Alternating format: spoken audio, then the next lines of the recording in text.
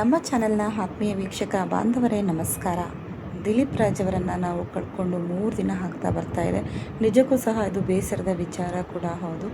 ಶ್ರೀವಿದ್ಯಾ ಅವರ ಧರ್ಮಪತ್ನಿ, ದಿಲೀಪ್ ರಾಜ್ ಅವರ ಧರ್ಮಪತ್ನಿ ಶ್ರೀವಿದ್ಯಾ ಅವರು ಭಾವುಕ ಮಾತುಗಳನ್ನು ಅವರು ಈ ಹಿಂದೆ ಹೇಳಿದ್ರು. ನಾವೆಲ್ಲವೂ ಸಹ ನೋಡಿದ್ವಿ. ಎಷ್ಟು ಅವರನ್ನು ಪ್ರೀತಿ ಮಾಡ್ತಾಯಿದ್ರು, ಎಷ್ಟು ಮಿಸ್ ಮಾಡಿಕೊಡ್ತಿದ್ದಾರೆ ಅವ್ರನ್ನ ಅಂತ ಹೇಳಿ ನಾವು ನಿನ್ನೆಯಷ್ಟೇ ಅವರು ಬರೆದುಕೊಂಡಂತಹ ಪೋಸ್ಟಲ್ಲಿ ನಾವು ನೋಡಿದ್ವಿ. ಈ ದಿನ ಅವರು ಫಾರೆವರ್ ಅಂತ ಹೇಳಿ ಅವರಿಗೆ ತಾಳಿ ಕಟ್ತಾ ಇರುವಂತಹ ಒಂದು ಫೋಟೋವನ್ನು ಹಾಕಿದ್ದಾರೆ.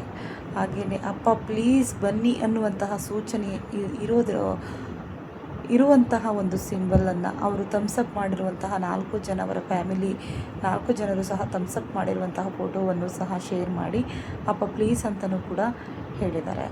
ಹಾಗೆಯೇ ಅವರು 25 ವರ್ಷದ ಹಿಂದೆ ಯಾವ ರೀತಿ ಇದ್ದರು ಅನ್ನುವಂತಹ ಒಂದು ಪೋಸ್ಟನ್ನು ಸಹ ಅವರು ಹಾಕ್ಕೊಂಡಿದ್ದಾರೆ. ಇವರಿಬ್ಬರದು ಸಹ ಲವ್ ಕಮ್ ಅರೇಂಜ್ ಮ್ಯಾರೇಜ್ ಅಂತ ಹೇಳ್ಬೋದು. 25 ವರ್ಷ ಆಗಿದೆಯಾ ಮದುವೆ ಆಗಿ ಅನ್ನುವಂಥದ್ದನ್ನು ಅವರು ಪಬ್ಲಿಷ್ ಮಾಡಿಲ್ಲ.